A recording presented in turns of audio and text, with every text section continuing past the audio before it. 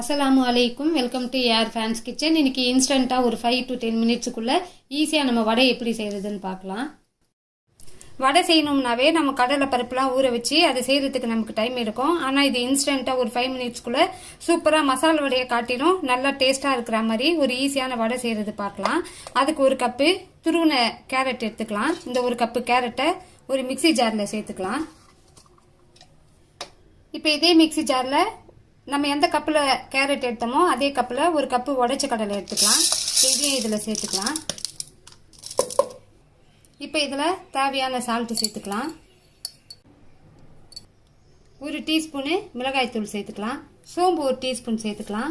உங்ககிட்ட சோம்பு தூள் இருந்ததுன்னா தூள் நீங்கள் அப்படியே வடை செய்யும்போது சேர்த்துக்கங்க. சோம்பு தூள் இல்லைன்னா நீங்கள் முழு சோம்பு இதோட சேர்த்துக்கங்க. இப்போ இதெல்லாம் சேர்த்து நம்ம பல்ஸ் பட்டனில் கொஞ்சம் விட்டு விட்டு அரைச்சிக்கலாம். கொரகொரப்பாக அரைக்கணும், ரொம்ப நைஸாக அரைக்கக்கூடாது. இது போல் உடைச்ச கடலை கொஞ்சம் உங்களுக்கு தெரியணும். இந்த அளவு கொஞ்சம் நீங்கள் கொரகொரப்பாக நைஸாக இல்லாமல் இது போல் நீங்கள் அரைச்சி எடுத்துக்கோங்க. இப்போ இதை ஒரு பவுலில் சேர்த்துக்கலாம்.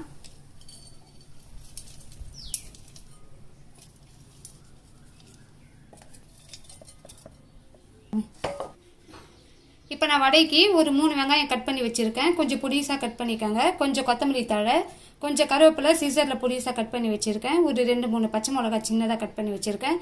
ஒரு டேபிள் ஸ்பூன் இஞ்சி பூண்டு விழுது.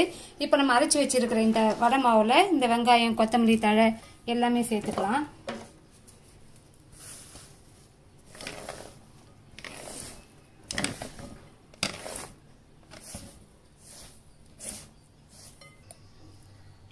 இப்போ இதில் ஒரே ஒரு டீஸ்பூனு பட்டை கிராம்பு ஏலக்காய் தூள் சேர்த்துக்கலாம்.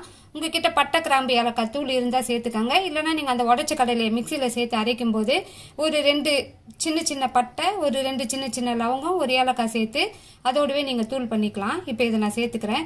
எப்பவுமே நம்ம வடை செய்யும் போது இந்த பட்டை கிராம்பு ஏலக்காய் தூள் சேர்த்தோம்னா அந்த வடையை நல்லா வாசமாக டேஸ்ட்டாக இருக்கும். இப்போ இதே மாவில் ஒரு 2 டேபிள் ஸ்பூனு அரிசி மாவு சேர்த்துக்கலாம். நீங்கள் எப்பவுமே வடை செய்யும்போது எந்த வடையாக இருந்தாலும் ஒரு 2 டேபிள் ஸ்பூன் அரிசி மாவு சேர்த்திங்கன்னா அந்த வடை நல்லா கிறிஸ்பியாக இருக்கும். இப்போ இந்த வடை மாவை சேர்த்து நல்லா பிசைஞ்சிக்கலாம். நீங்கள் இதில் எல்லாத்தையுமே நல்லா பிசைஞ்சிட்டு வாட்டரை சும்மா லைட்டாக தெளித்து தான் நீங்கள் மாவு பிசையணும். வாட்டர் அதிகமாக சேர்க்கக்கூடாது.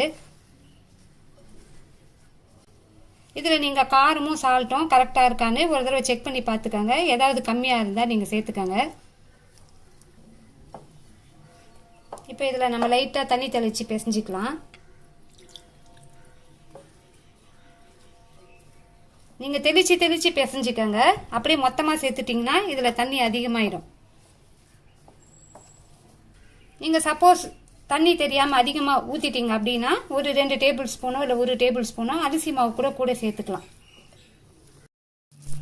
பாருங்கள், இது போல் உங்களுக்கு நீங்கள் பால் மாதிரி பிடிச்சி பாருங்கள். இந்த மாதிரி பிடிக்க முடிஞ்சால் உங்களுக்கு கரெக்டாக இது பிடிக்க வரணும். இந்த அளவுக்கு நீங்கள் கொஞ்சம் கரெக்டாக மாவு பிசைஞ்சிக்கோங்க.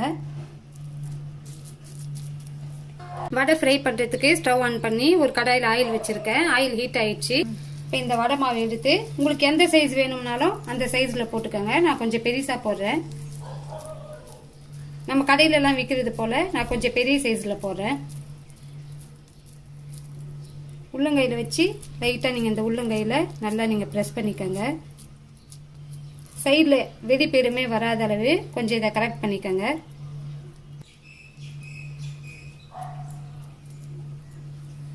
இது போல் ஈவனாக நீங்கள் எல்லாம் செய்கிறோம் கரெக்டாக கொஞ்சம் தட்டிட்டு இப்போ நம்ம ஆயிலில் இதை போட்டுக்கலாம்.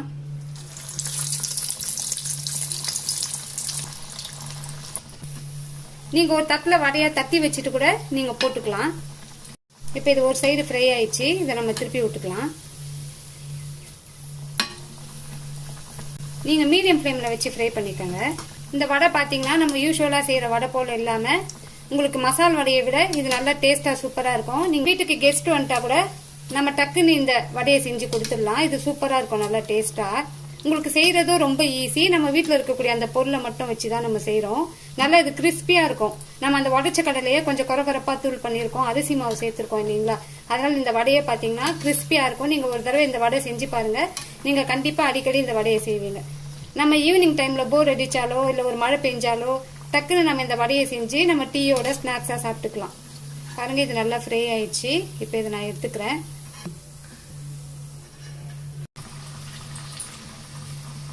நீங்கள் இப்படி உள்ளங்கையில் வச்சு லைட்டாக இப்படி ப்ரெஸ் பண்ணுங்கள். ப்ரெஸ் பண்ணிவிட்டு இந்த கார்னர் எல்லாம் நீங்கள் அட்ஜஸ்ட் பண்ணிக்கோங்க. கொஞ்சம் அட்ஜஸ்ட் பண்ணி விட்டுட்டு கொஞ்சம் இது போல் கரெக்டாக நீங்கள் ஷேப் பண்ணிக்கோங்க.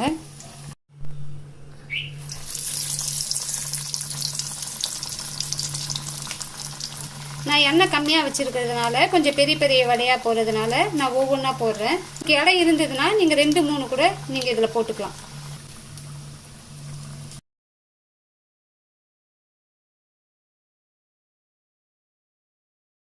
இதை வச்சு உள்ளங்கையில் ஒரே ஒரு ப்ரெஸ் பண்ணோம்னா இது போல் வந்துடும். இந்த கார்னர் எல்லாம் நம்ம கரெக்டாக ஷேப் பண்ணி விட்டுக்கிட்டோம்னா நம்ம கரெக்டாக வடை வந்துடும்.